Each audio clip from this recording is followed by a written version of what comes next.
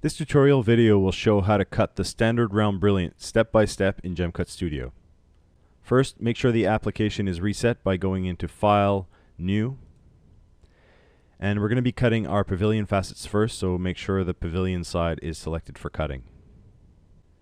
First, we'll set our base index to 3, our symmetry to 16, and mirror to 0.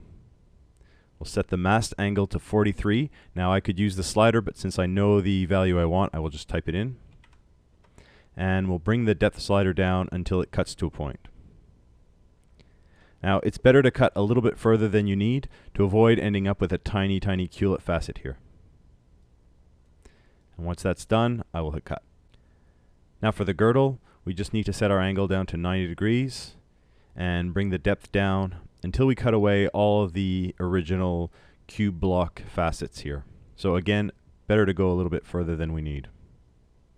And we'll cut. Now for the pavilion mains, I'm going to be showing the jump function as well as locking a meet point.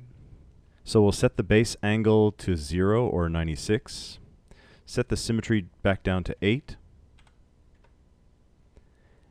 mirror to 0, and we'll set the cutting angle to 41 degrees.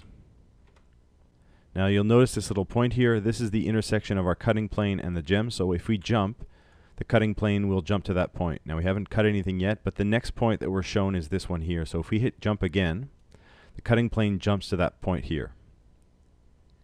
Now because we've just jumped to a meet point, we can add a meet and that will automatically use the last one we jumped to, which was this one here. I'll press add meet. Now we've got one meet point locked here.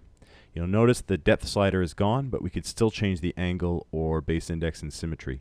So for example, changing the angle will change how our facets look, and same with changing the base index or symmetry. So for now I'll just leave that at 0 and I want 41 degrees. And so we'll just cut that. And our meet point is automatically cleared after the cut. Next we'll cut our crown facets. So be sure to switch over to cutting the crown side now. And while it's actually easier to cut these sort of by eye and adjust it later, I'm going to be demonstrating manual meet point locking. So we'll set the base index to 3. We'll set our symmetry to 16 again. And set our mast angle to 32 degrees.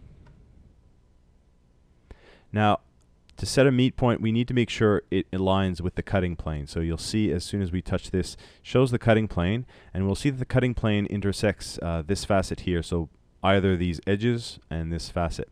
So since we're going to be adding a meet point manually, we need to select either of these two edges to get the result we want. So in the design view, we press the add meet button, and then we'll select a point along this edge which will define a girdle. Again, it's not super important to be precise here because we'll adjust later, and we can always adjust at the end for girdle size. So we'll hit the edge here that we want. That'll bring up this select edge meet point dialog, and I'll move it out of the way so I can see the small dot here that's showing where my current meet point is. So if I move this slider, we'll see how the meet point is jumping between presets. So we have presets for halfway distance, 3/4 distance, but in this case we just sort of want to eyeball something close to having a girdle. So maybe we'll just leave it at that and hit add.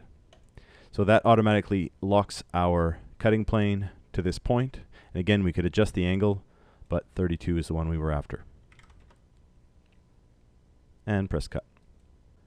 Next up are the crown mains, or the kite facets. So we'll set our index back down to 0, our symmetry back down to 8, mast angle to 28 degrees, and we'll press the jump button twice because the first time it's going to hit here, the next time it's going to go down to the girdle.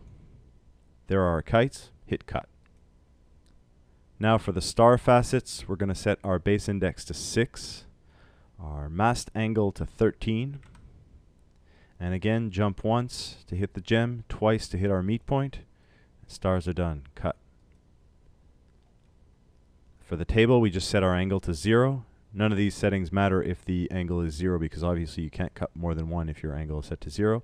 So again, we'll just jump to meet to that point, jump again to meet to the next point, and cut, and we're done our table and done our standard round brilliant. Now if we wanted to readjust our girdle, we would go into Edit, Resize Girdle, and from that point we could set it to something like a percentage of our width. So if we wanted to set it to 2% of our width, we can type in 2, apply, and now we've got a precisely 2% girdle size.